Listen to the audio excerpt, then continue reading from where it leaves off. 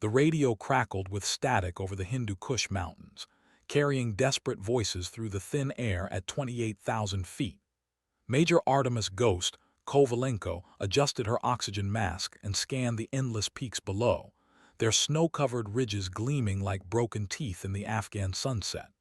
The F-22 Raptor hummed beneath her, its twin engines pushing her through air so cold it could freeze exposed skin in seconds.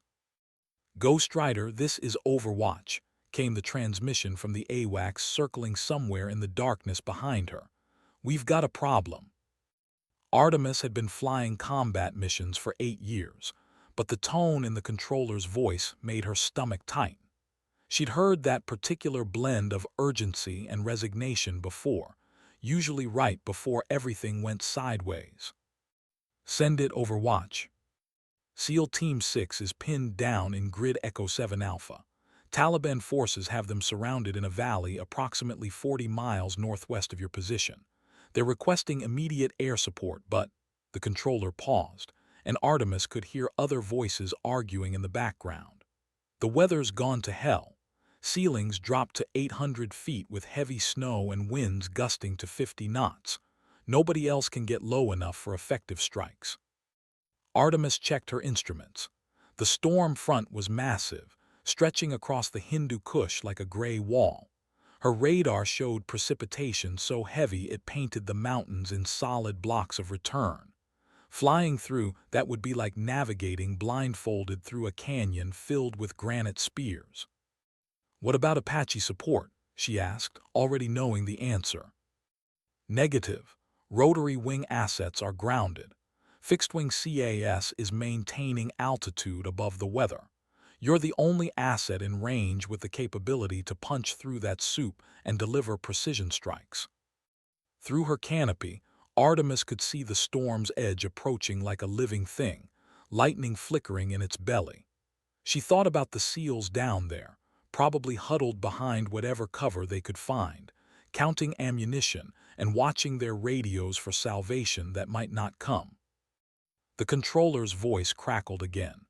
"Ghost, be advised, we're showing at least 2 companies of Taliban fighters converging on the SEAL position. Estimate 150 enemy combatants with heavy weapons. The team has maybe 30 minutes before they're completely overrun." Artemis pushed her throttles forward and felt the Raptor surge ahead. Behind her, the lights of Bagram Air Base faded into memory. Ahead lay only darkness, storm clouds, and mountains that had been killing pilots since the Soviet invasion. She switched to the emergency frequency and heard something that made her blood run cold.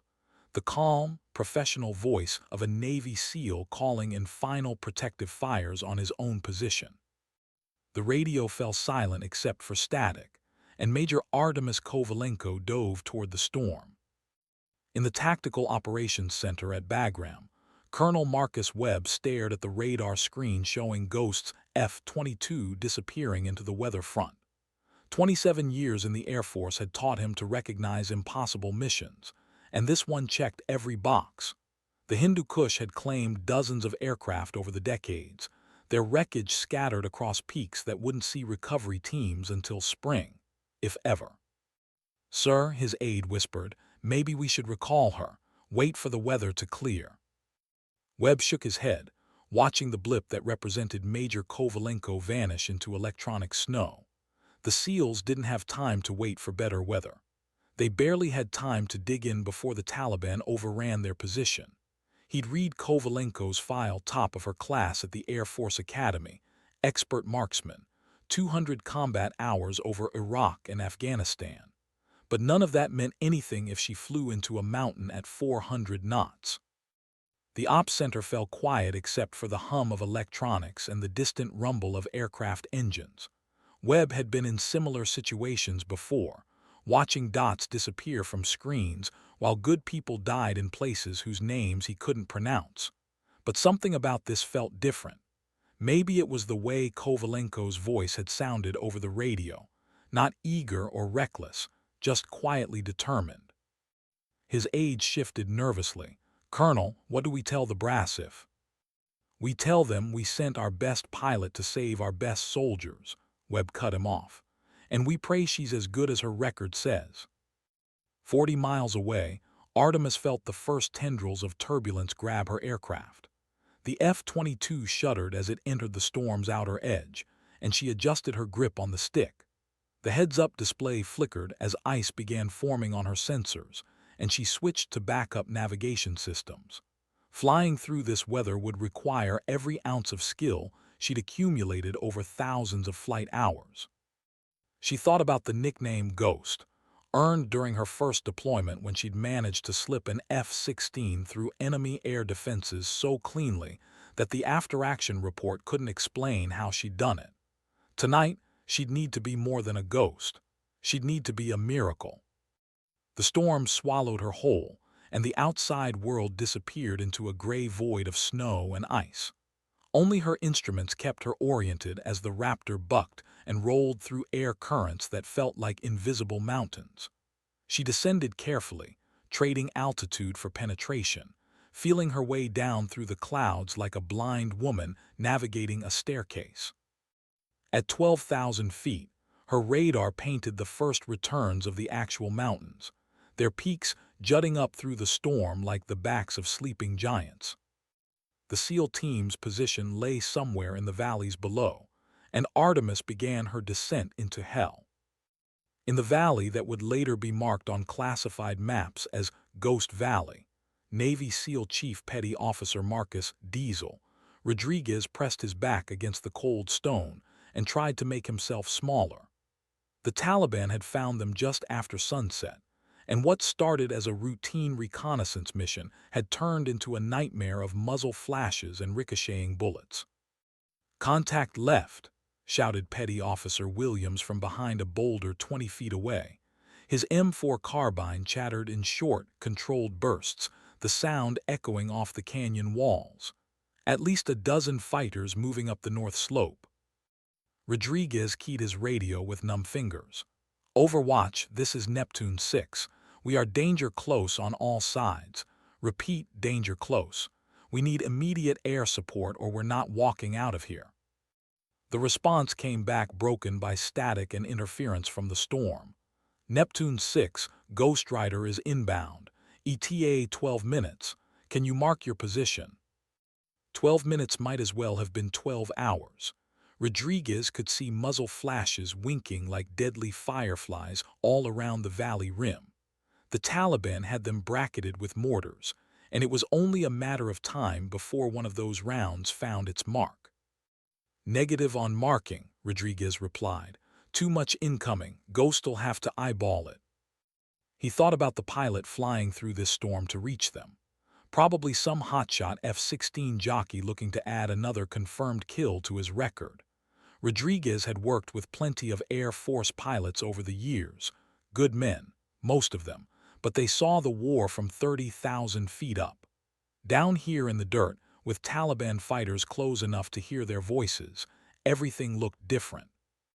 A mortar round exploded 30 meters away, showering the team with rock fragments and snow. Time was running out, and Rodriguez began mentally preparing for the call no SEAL ever wanted to make, requesting fires on his own position. Above the storm, Artemis fought to keep her aircraft stable as she descended through the worst turbulence she'd ever encountered. Ice accumulation was degrading her flight controls, and she'd already switched to backup systems twice. The F-22's advanced fly-by-wire computers were working overtime to keep her airborne, but even they had limits. At 8,000 feet, she broke through the cloud deck and gasped at what she saw. The valley spread below her like a bowl of darkness, its walls rising on all sides toward peaks lost in the storm. Muzzle flashes sparkled throughout the terrain like Christmas lights, and she could see the distinctive signatures of mortar rounds impacting near the valley floor. "Neptune 6, this is Ghost Rider," she transmitted, banking hard to avoid a peak that loomed out of the snow. "I have visual on your position. Need you to talk me onto target." "Roger, Ghost Rider." The SEAL's voice was calm despite the chaos she could hear in the background. "Targets are on the high ground north and south walls of the valley. We're in the low ground center mass. How copy?" Artemis armed her weapon systems and began her attack run, diving toward the valley floor through air that felt like flying through a washing machine filled with concrete blocks. The first pass told Artemis everything she needed to know about the tactical situation. The SEALs were trapped in a natural amphitheater, with Taliban forces holding the commanding terrain on all sides. Mortar tubes were positioned on the eastern rim, their crews working with practiced efficiency to bracket the American position. Machine gun nests controlled the valley's only exits, and she could see groups of fighters moving to close the ring. Neptune 6, Ghost Rider, she called, pulling up from her reconnaissance pass. I count approximately 150 enemy combatants in prepared positions. You guys really stepped in it down there. Tell us something we don't know, came the dry response. Can you do anything about those mortars? They're walking rounds right up our backside. Artemis checked her weapons load, 2 AIM-120 missiles, 2 AIM-9 Sidewinders, and a full load of 20 ammunition for her cannon. The missiles were designed for air-to-air combat, but she might be able to adapt them for ground targets if she got creative. The cannon would be her primary weapon for close air support, but that meant multiple passes through intense ground fire. She rolled the F-22 inverted and began her dive, the storm-darkened valley rushing up to meet her. At 3,000 feet, she pickled off her first burst of cannon fire, watching the tracers stream toward a machine gun position on the south wall. The rounds impacted in a shower of sparks and flying stone, silencing the weapon. "Good hits," called Rodriguez from below. "Say again, good hits on the south wall." But as Artemis pulled up from her attack run, the sky around her erupted in tracers. The Taliban had been waiting for her to commit to low altitude, and now every rifle and machine gun in the valley was firing in her direction. She felt impacts along her left wing and saw warning lights begin to flash on her instrument panel. The F-22 shuddered but stayed airborne, its advanced stealth coating no match for the volume of fire rising from below. Artemis gained altitude and checked her systems. Hydraulic pressure was dropping, and she had damage to her left engine intake. The aircraft was still flyable, but each pass would be more dangerous than the last. She thought about the SEALs down there, counting their ammunition and preparing for the end. Then she pushed her stick forward and began another attack run. The valley had become a cauldron of fire and steel, with Artemis threading her damaged F-22 between peaks that seemed to reach up like grasping fingers. On her third pass, she managed to take out the mortar position with a perfectly placed burst of cannon fire, but her left engine was running rough, and her hydraulic system was bleeding fluid onto the cockpit floor. "Neptune 6, I'm showing battle damage," she reported, her voice steady despite the circumstances. "How many more targets do you need serviced?" "Ghost Rider, you've given us breathing room, but there are still too many of them. We count at least a company-sized element still in fighting positions.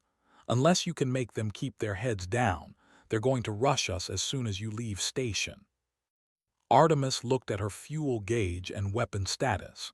She had maybe 10 minutes of loiter time before she'd be forced to head back to base, and her remaining ammunition wouldn't be enough to suppress all the enemy positions. The SEALs needed sustained fire support, not a few strafing runs. That's when she made the decision that would define the rest of her career. "Neptune 6, Ghost Rider. I'm declaring emergency fuel and battle damage. Request permission to remain on station and provide close air support until Winchester or flame out." There was a long pause before the SEAL responded, and when he did, his voice carried a note of something that might have been respect.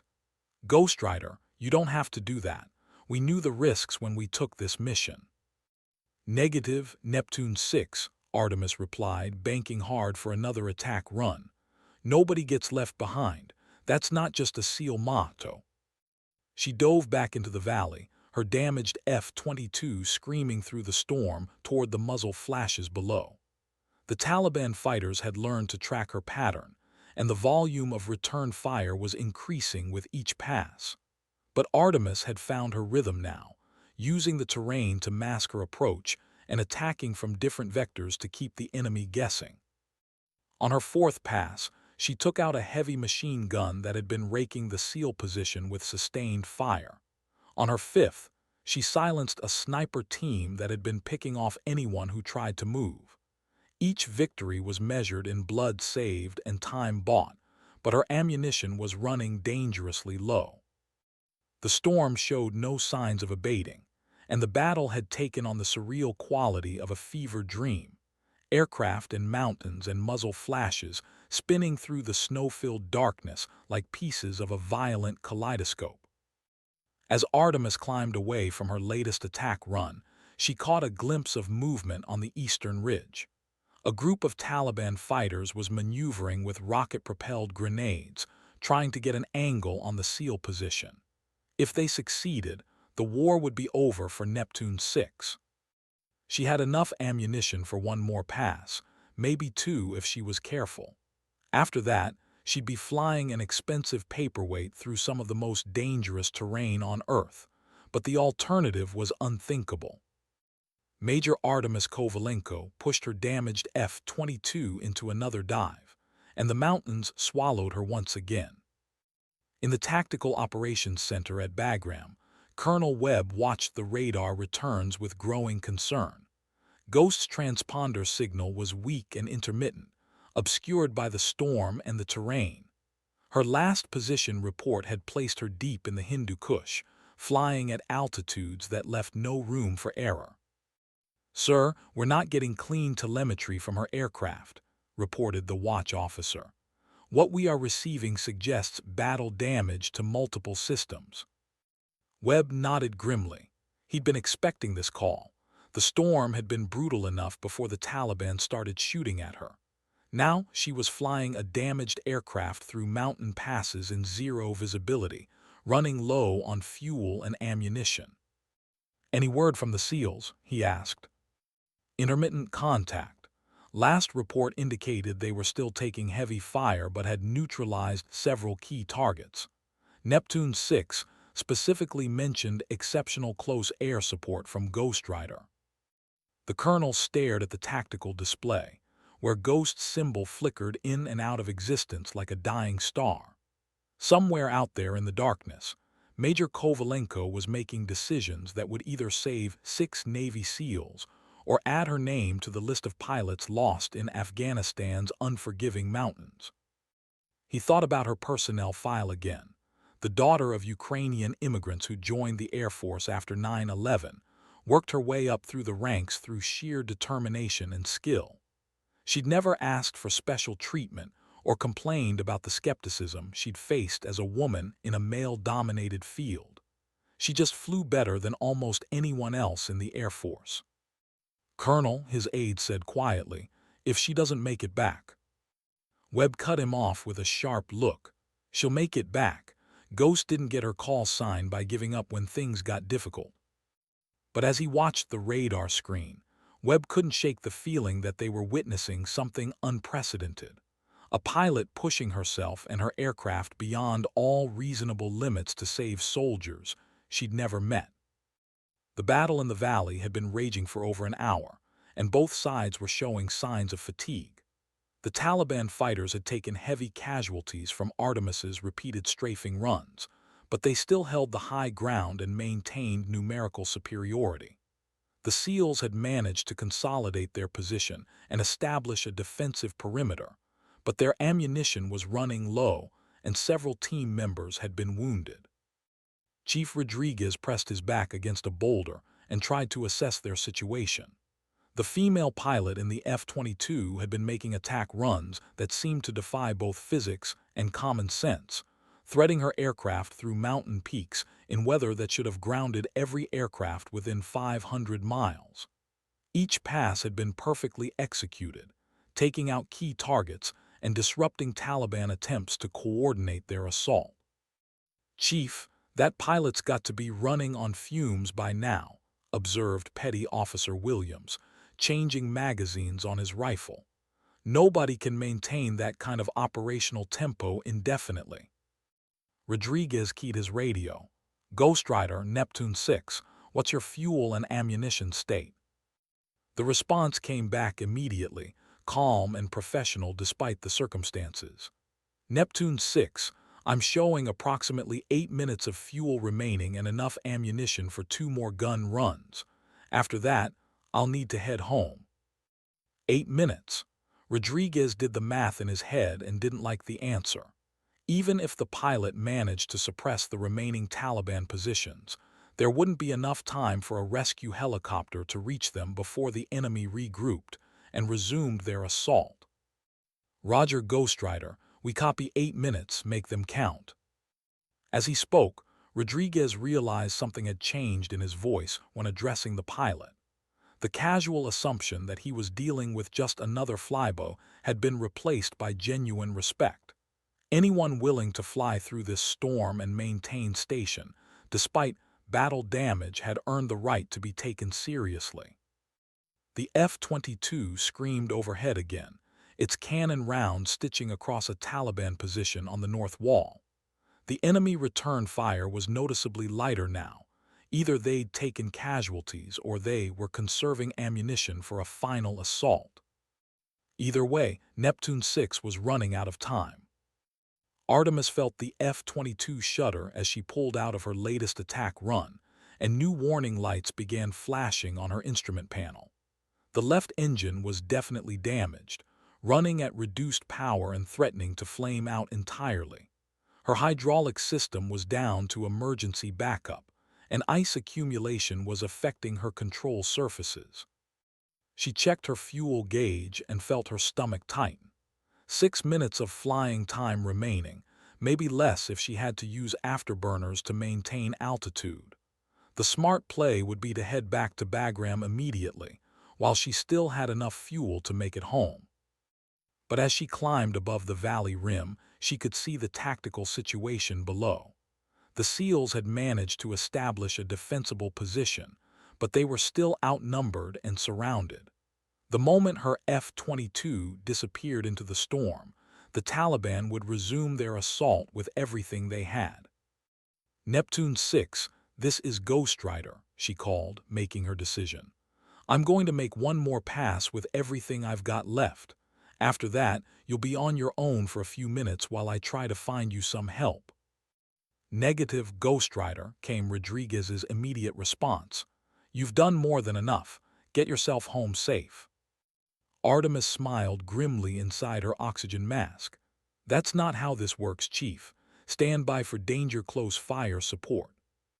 She rolled the F-22 inverted and began what she knew might be her final attack run. The storm seemed to be intensifying, with lightning flickering through the clouds and wind shear that threatened to tear her aircraft apart. But she held her course, diving toward the valley floor with her remaining ammunition armed and ready. The Taliban fighters had learned to anticipate her attacks, and the sky erupted in tracers as she committed to her gun run. She felt multiple impacts along her fuselage and saw her right engine temperature spike into the red zone.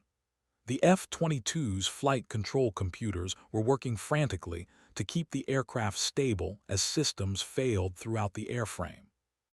But her aim was perfect. The final burst of cannon fire walked across the largest remaining concentration of enemy fighters, scattering them and destroying their heavy weapons. As she pulled up from the attack, trailing smoke and sparks, the valley fell noticeably quieter. Outstanding, called Rodriguez from below. That was beautiful shooting, Ghost Rider. Artemis tried to respond, but her radio was dead. Her fuel gauge showed 3 minutes remaining, and both engines were running rough. She needed to find a place to set down before her aircraft became a meteor, but the terrain below offered nothing but jagged peaks and frozen valleys. That's when she remembered something from her pre-flight briefing. An abandoned Soviet airstrip approximately 15 miles northeast of the valley, built during their occupation and later used by coalition forces for emergency landings. If she could find it through the storm, she might have a chance. As Major Kovalenko turned her dying F-22 toward the coordinates she'd memorized, She had no idea that her actions in the valley had already begun to ripple outward, creating a legend that would be whispered in ready rooms and tactical operations centers for decades to come. The abandoned airstrip materialized out of the storm like a ghost from another war. Artemis could barely make out the cracked concrete runway through the snow and ice, but it was the most beautiful sight she'd ever seen. Her fuel gauge showed less than 2 minutes remaining, and both engines were running so rough that the entire aircraft vibrated like a paint mixer. She configured the F-22 for landing, extending flaps and landing gear, despite knowing that the hydraulic system might fail at any moment. The approach would have to be perfect. She wouldn't get a second chance with this little fuel remaining. The wind shear was brutal, pushing her aircraft sideways as she lined up with the runway. She fought to maintain control, using every ounce of skill she'd learned in 8 years of flying high-performance jets. The F-22 touched down hard, bounced once, then settled onto the concrete with a grinding sound that suggested significant damage to the landing gear. But she was alive, and more importantly, she was on the ground. Artemis shut down both engines and sat in the sudden silence of her cockpit, listening to the wind howl across the abandoned base. Her hands were shaking from adrenaline and exhaustion, and she realized she'd been holding her breath for the last 30 seconds of the approach. She keyed her emergency radio and was relieved to hear static instead of silence.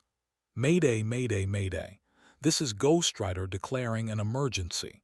I'm on the ground at grid Delta 4 Charlie, aircraft damaged but pilot uninjured. Request immediate recovery." The response came from Bagram's search and rescue frequency. "Ghost Rider, this is Pedro 33. We have your position and are launching for immediate recovery.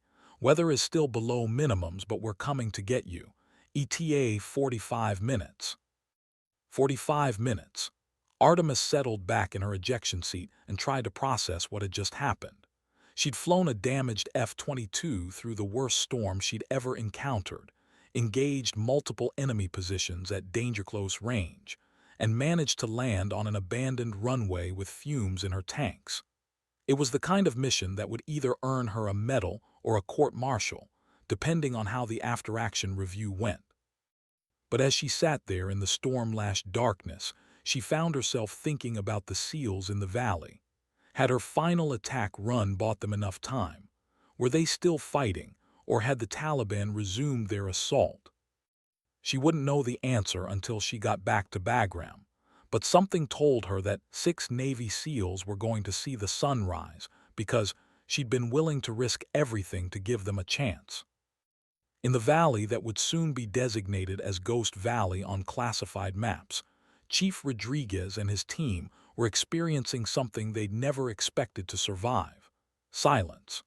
The last Taliban attack had been repelled over an hour ago, and the enemy forces seemed to have melted back into the mountains as mysteriously as they'd appeared.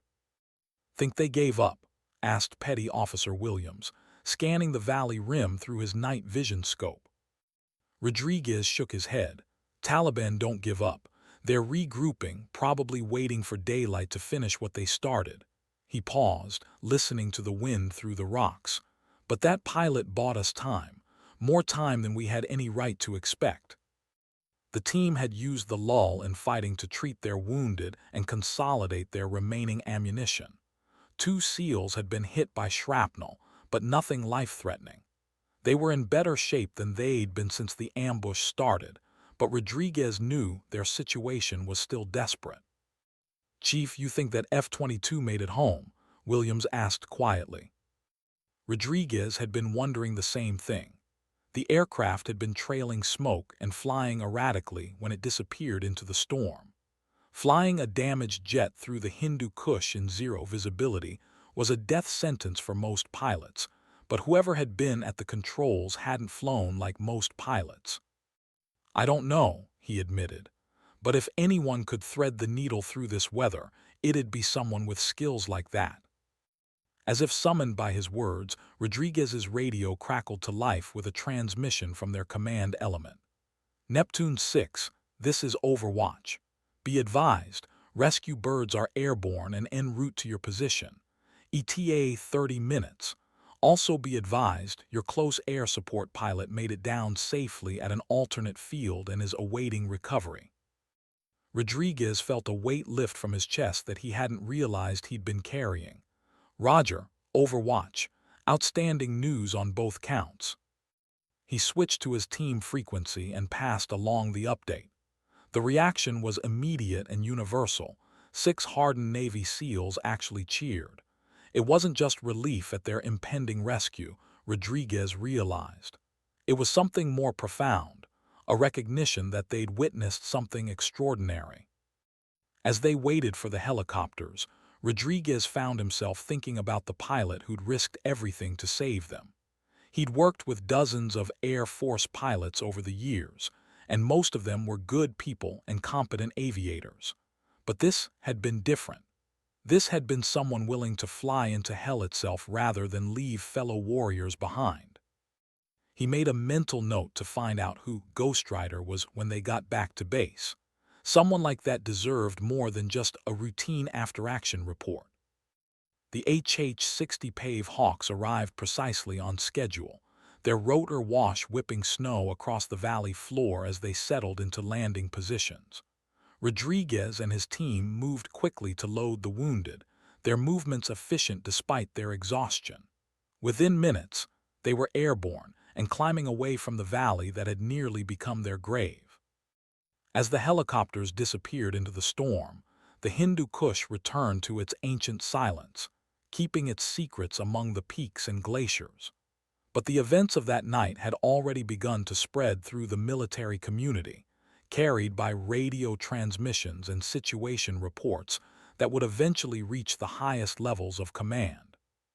Major Artemis Kovalenko didn't know it yet, but she was about to become famous. The rescue helicopter that plucked Artemis from the abandoned Soviet airstrip was piloted by Captain Mike Dustoff Harrison, a veteran of 3 deployments who'd seen more than his share of combat rescues. But as they lifted off from the cracked concrete runway, he found himself stealing glances at the woman sitting calmly in the cargo bay, still wearing her flight suit and survival gear. "Ma'am," he said over the intercom, "I've been flying rescue missions for 6 years, and I've never seen an F-22 land at that strip. Hell, I've never seen any fixed-wing aircraft land there. How'd you even find it in this weather?" Artemis looked up from checking her survival radio. Soviet maps from the 1980s. Figured if they could build an airstrip there, it had to be on relatively flat ground. Harrison shook his head in amazement.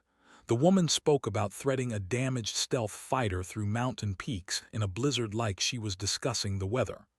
"Roger that.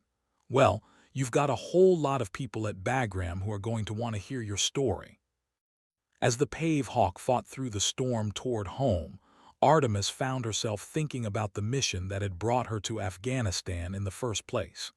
She'd volunteered for this deployment because she wanted to make a difference, to prove that she belonged in the cockpit of the Air Force's most advanced fighter. Tonight, she'd certainly proven something, but she wasn't sure what. The helicopter touched down at Bagram just after midnight, and Artemis was surprised to see Colonel Webb waiting on the flight line despite the late hour. As she climbed down from the cargo bay, the colonel approached with an expression she couldn't quite read. "Major Kovalenko," he said, extending his hand, "I think we need to have a conversation." Artemis shook his hand, trying to gauge his mood. "Yes, sir. I imagine there will be questions about my decision to engage targets at danger close range without proper authorization."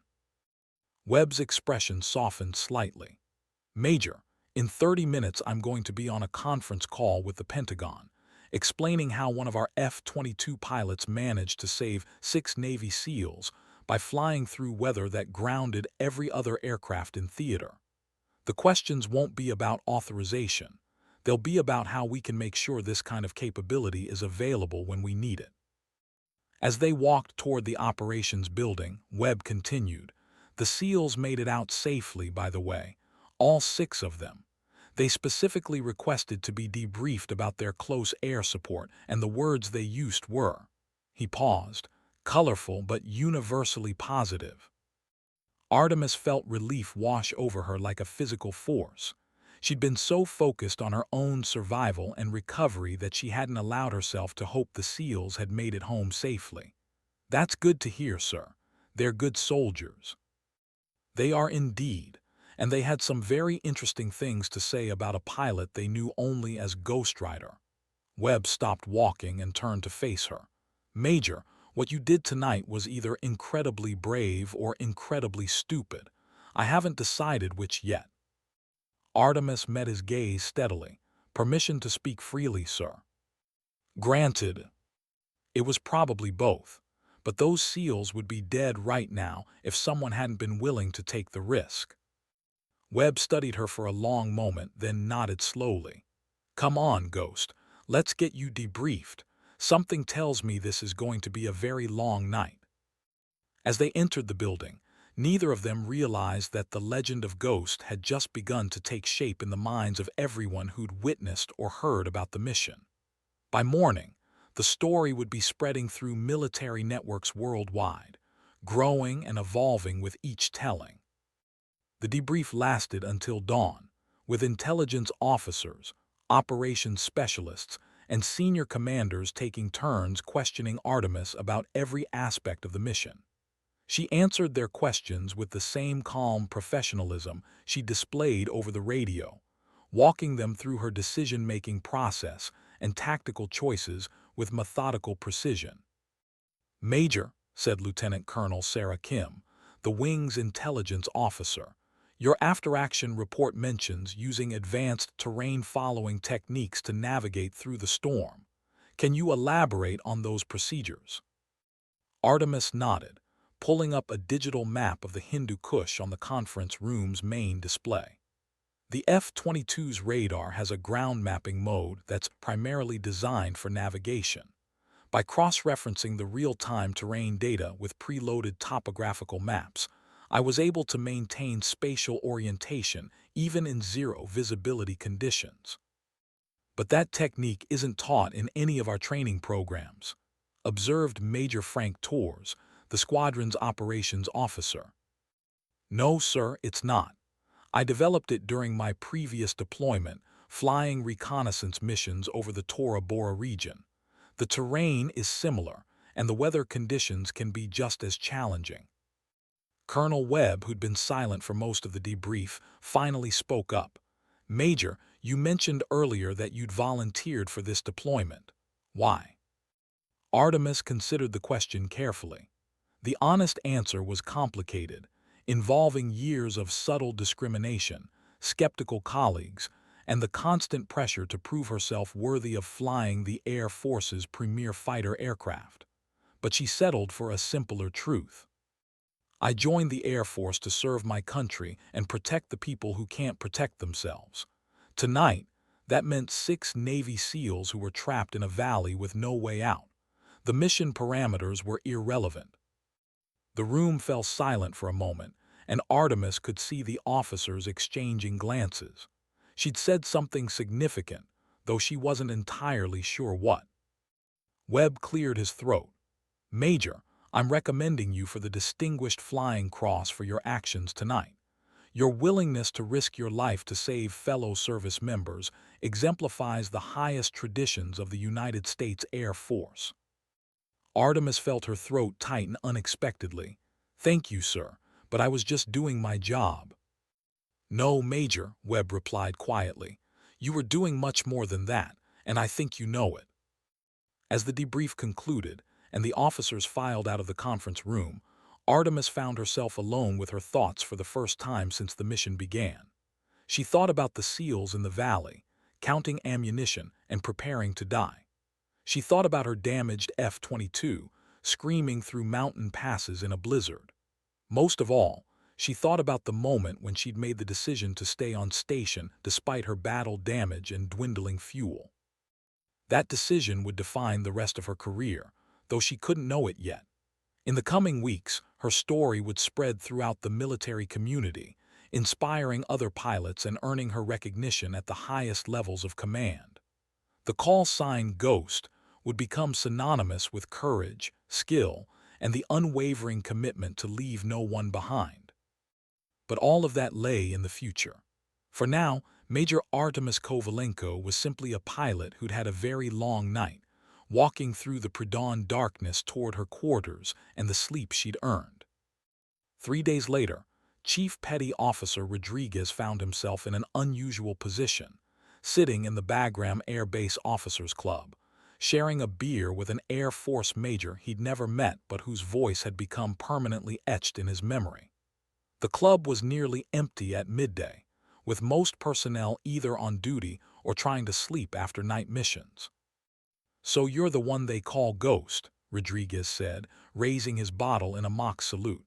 "I have to admit I was expecting someone different." Artemis smiled, understanding the implication.